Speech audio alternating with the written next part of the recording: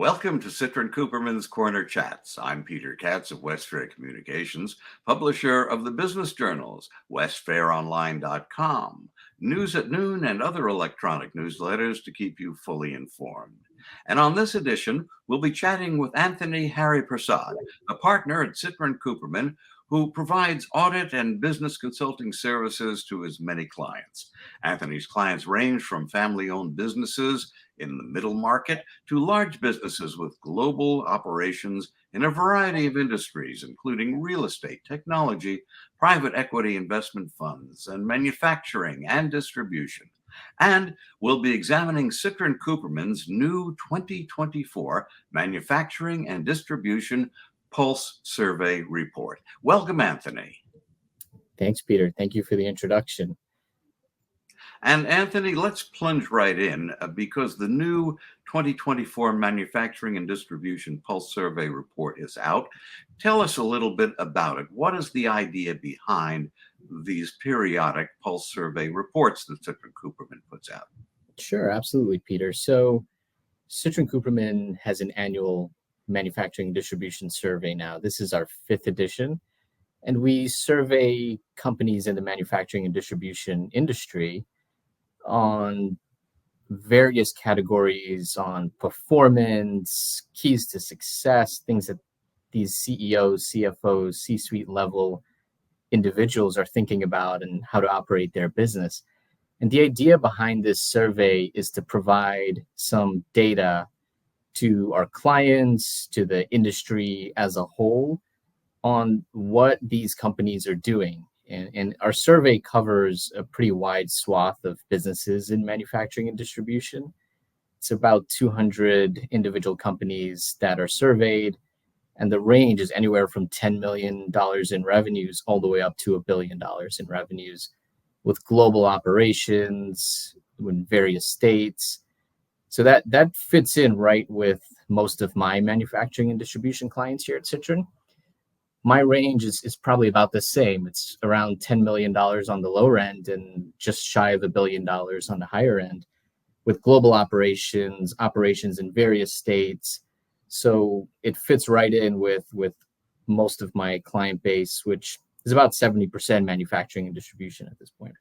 So the respondees to the survey are from real estate, technology, private equity, and so forth, pretty much replicating your client list. Is that fair to say? So this particular survey only covers manufacturing and distribution companies. We do have a separate survey, that's the private company survey, that covers various industries, those industries that you just mentioned, but the specific one is only manufacturing and distribution companies. What type of data can we find in the Pulse Survey report that's just out?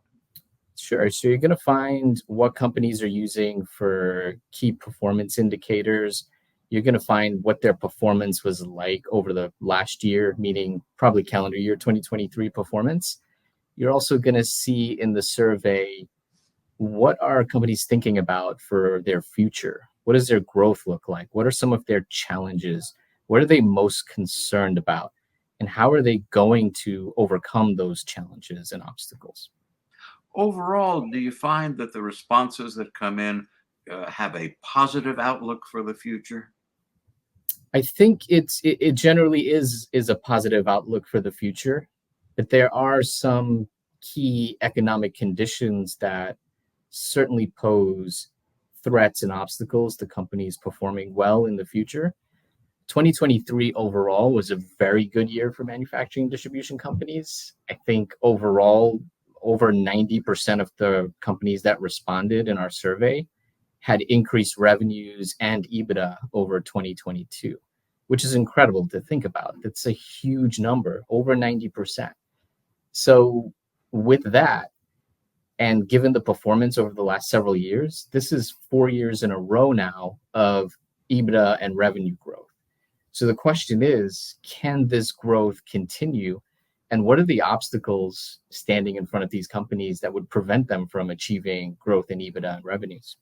And were some of the people who responded able to identify specific things that they think might be challenges for continuing the upward trend? Absolutely.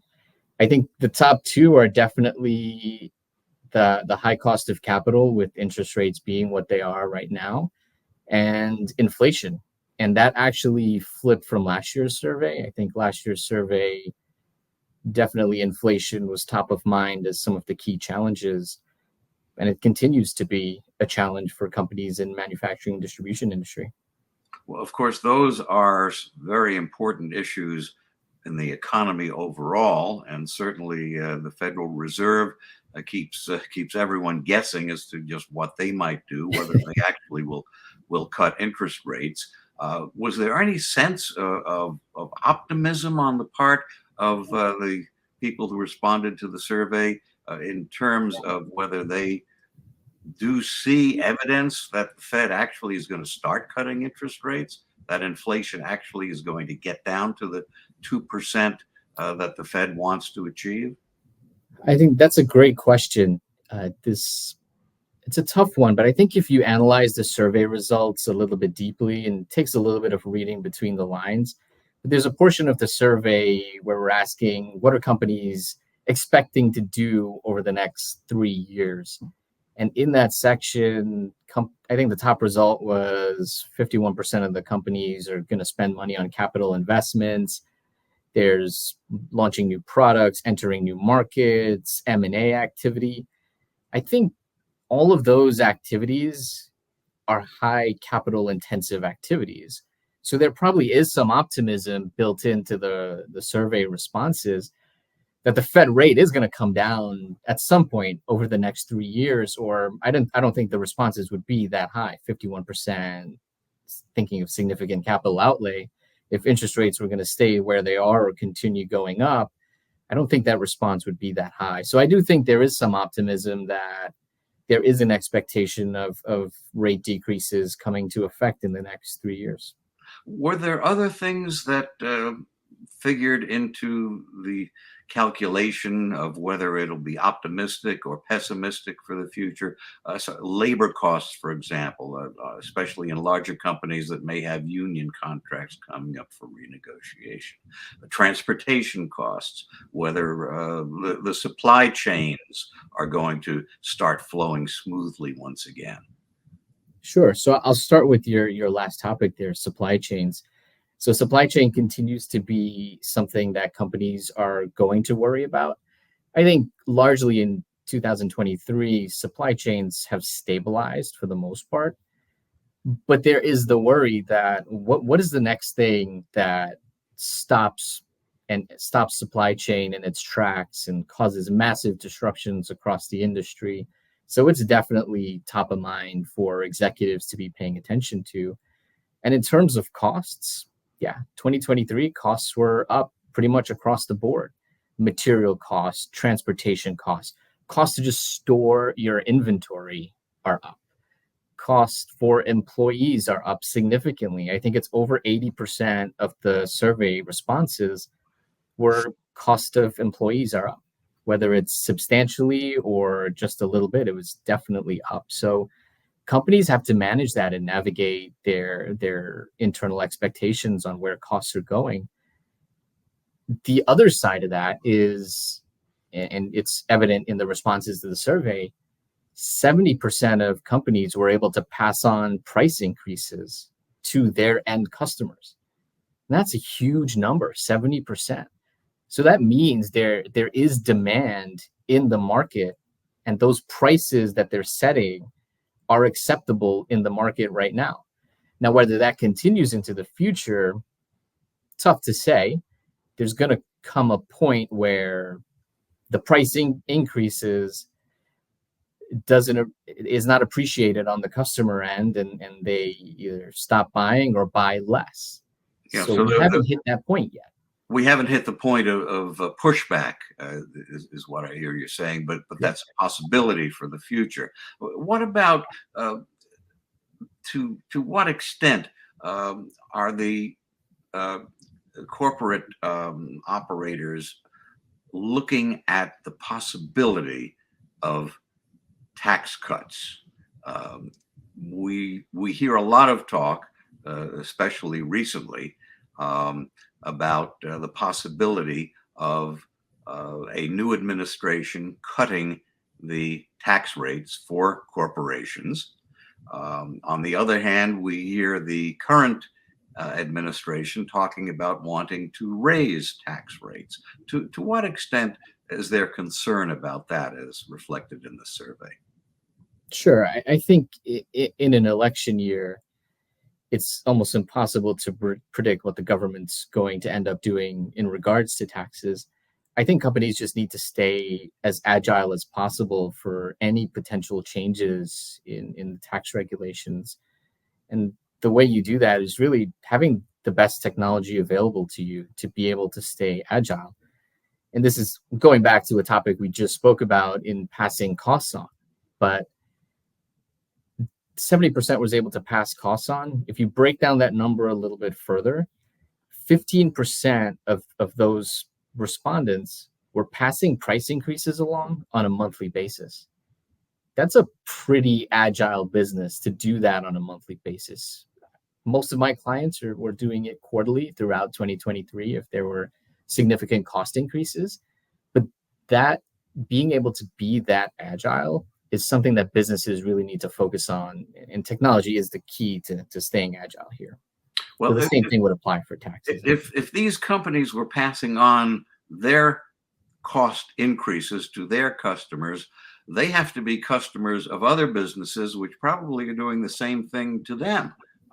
Is there pushback at that level?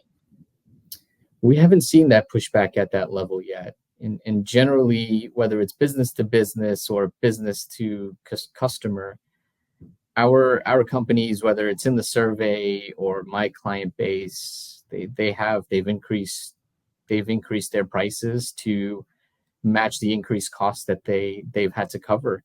And whether that's shipping costs or coming into 2023 from last year's survey, companies had a ton of inventory, more inventory than they've ever had. And that was because of all the disruptions they faced the year leading up to 2023. So they overstocked inventory so that they would have inventory available for their customers. But if every company is doing that and overstocking inventory, then you have to believe warehouse space is limited, right? There's only so many spots in that warehouse, and the space just gets more expensive. So yeah, the idea of you passing your costs on, it has to be something that's data driven. And clearly the results of 2023 for all of these companies having increased revenue and EBITDA, it's showing that the market is accepting the prices. Whether that helps inflation or not, that's definitely a different argument, because prices keep going up and the federal government's trying to pull inflation down. It's having the opposite effect. So obviously the Fed is trying to find that perfect balance, middle ground, which maybe we're there, maybe we're not. It's tough to say, but companies are continuing to monitor their costs. And unfortunately, trying to reduce your costs when everything is going up across the board becomes really difficult. And the easy strategy here is, let's take a look at our pricing. Is our pricing appropriate? What are the competitors doing in this case as well? Right. You mentioned the word technology, and one thing that's on a lot of people's minds these days is the technology known as artificial intelligence. To what extent did the survey show that companies really are looking at this seriously? Sure. Yeah, I think you couldn't sit through any public company presentation this past year without hearing artificial intelligence brought up. And I think it's because it's a very important topic in general. It is a technology revolution, right? This is changing the way we do business from a technology perspective. Most of my clients are just touching the AI component, where they're probably using it for its baseline effect, which is doing mundane, repetitive, manual tasks and replacing it with AI. And from the survey response, that's what a lot of the companies are using it for. What they would like to use it for is to predict behavior of their customers, to predict supply chain from their external partners, meaning who are you buying inventory from, your suppliers, your entire supply chain. So I don't think we're there yet in the manufacturing and distribution companies, and especially the size of companies that we're talking about. I think the large majority of the companies in this range are really using AI at its baseline level, which is important as well. They're probably replacing some repetitive tasks, manual jobs that could just be done by this AI technology and not necessarily need to have the same level of headcount for that particular role. And maybe these companies are changing the role and teaching their employees and upskilling them in different ways to transition to a different role or transition to a role that helps support their AI integration and technology integrations. Any sense that this may be used as an economic tool to help cut costs, perhaps, or to help in positioning price increases that they will be accepted in the future? I think certainly it's going to be used as an economic tool for sure. The U.S. labor market, we're still having shortages across the board on almost every industry, but the manufacturing and distribution industry specifically, even in the survey results, many of the respondents are saying, yeah, labor shortages is a huge concern for us. Well, AI would be one tool to be able to use to maybe not need the same headcount, so this labor shortage doesn't impact you as it is right now. But with that said, you also have to consider if you're implementing new tools and new technology, you need people to be able to service that technology. You need people to be able to maintain it. So, and there may not be those people available in the market right now. So companies are going to have to retrain, upskill their workers to be able to use this new technology for sure. Any indication whether this will have a place in judgment making decisions that normally would be done by executives in smoke-filled rooms? Any chance of artificial intelligence being adopted in mainstream business to help with decision making, pure and simple? Sure. I think AI and its being able to do predictive analytics and forecasting is definitely a tool that executives are going to use to make decisions. I don't think AI can replace the decision-making capabilities of an executive, a CEO of a company, but it can certainly give them powerful tools that they can use to help make decisions.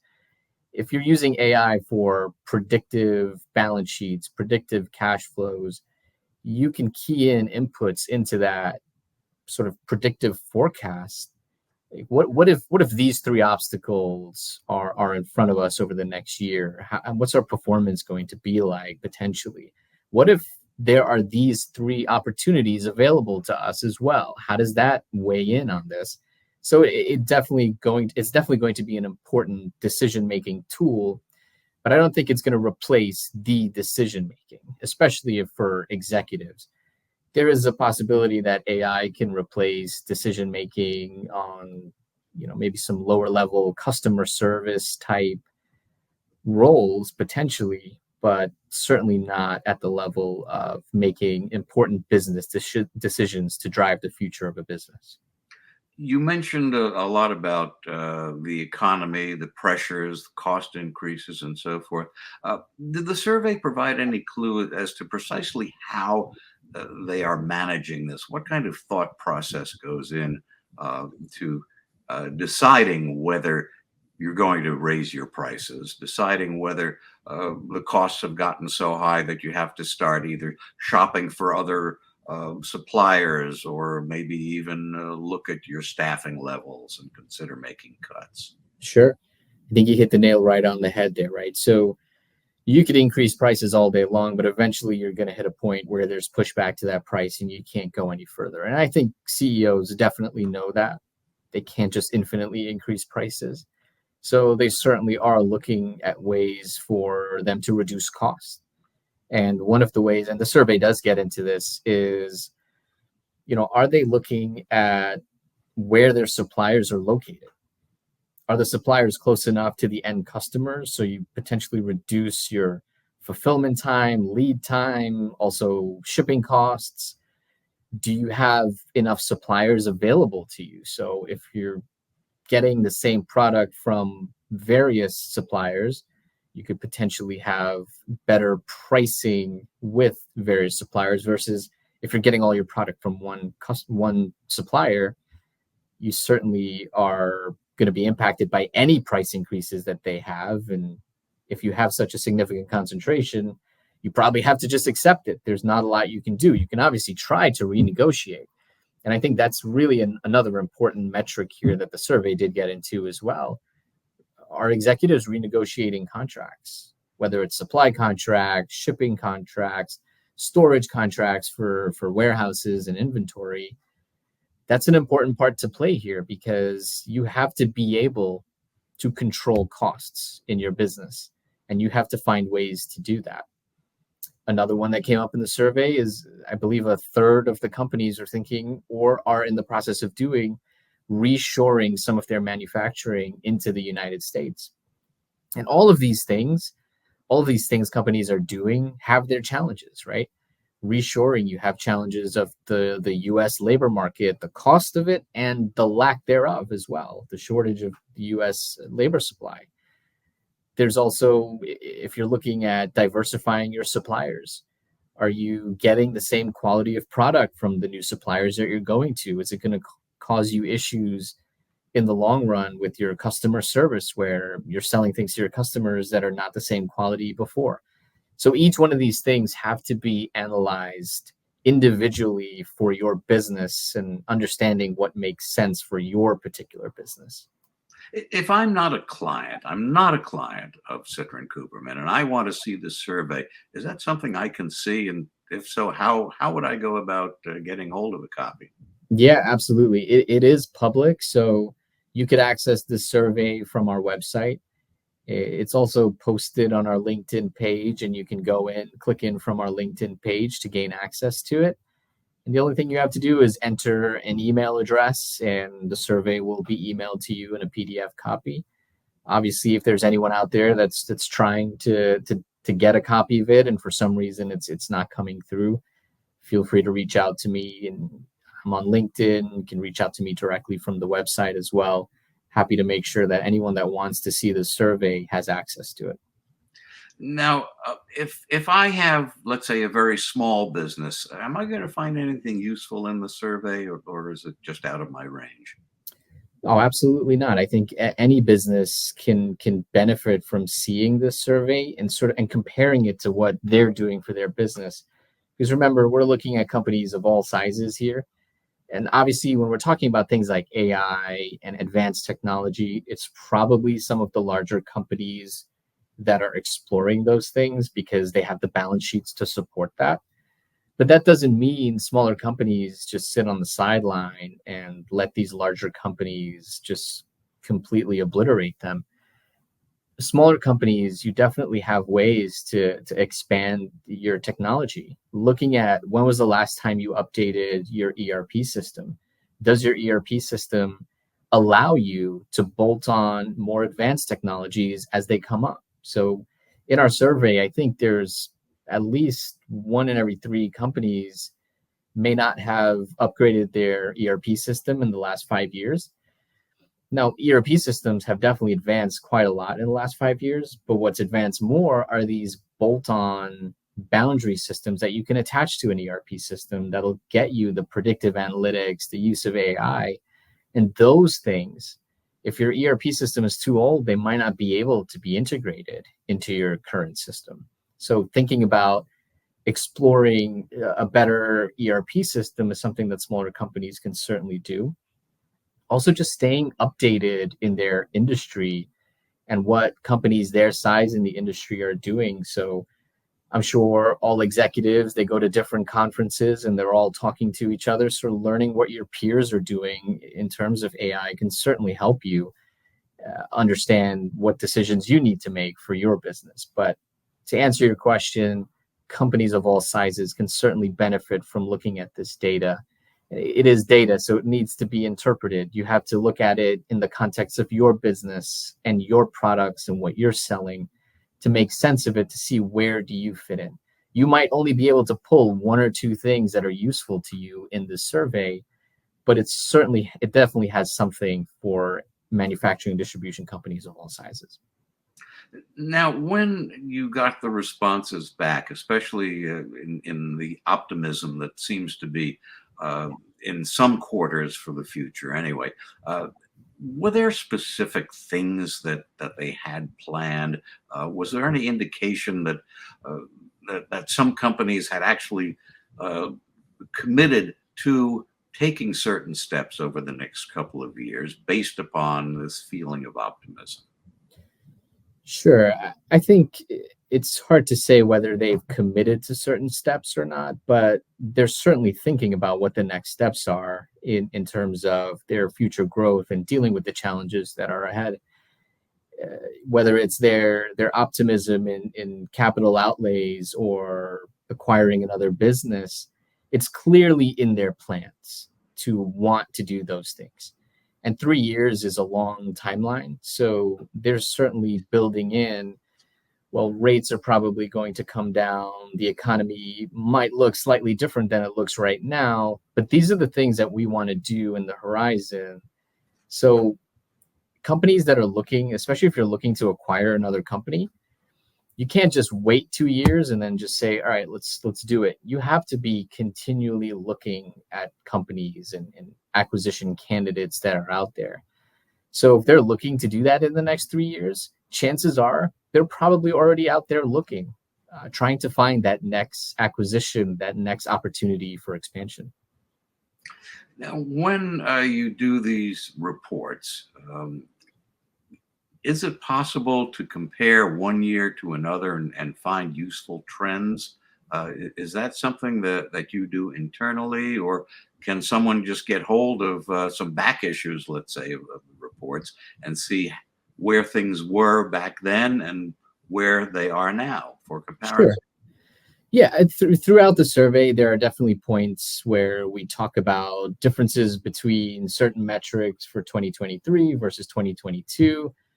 Also, whenever we release this survey, we always follow it up with an hour-long webinar with an economist, and having the economist analyze the last few years and what the trend is. It's actually a great webinar. It's already happened on June 3rd. I'm pretty sure there's a recorded copy somewhere that people would be able to access to listen to it. And it's not even an hour long, really. It's a little bit shorter than that with a Q&A section at the end, but it is a great listen to get an economist's insight into the data and what the trends are looking like, meaning the trends saying, okay, 2023 was a great year, but look at all these things that are challenges for companies going forward and how they're navigating that. And Anthony, once again, tell us how people can access a copy of the 2024 Manufacturing and Distribution Pulse Survey Report. Absolutely. So it's on our website, our LinkedIn page. Feel free to reach out to me individually through the website or LinkedIn if you want to see a copy of it. And all you need to do is once you click on the link, you just enter your email address and it should shoot you a copy of the survey. And Anthony Harrypersad, thank you so much for being with us on this edition of Citrin Cooperman's Corner Chats. Thanks for having me, Peter. I'm Peter Katz of Westfair Communications. Take care.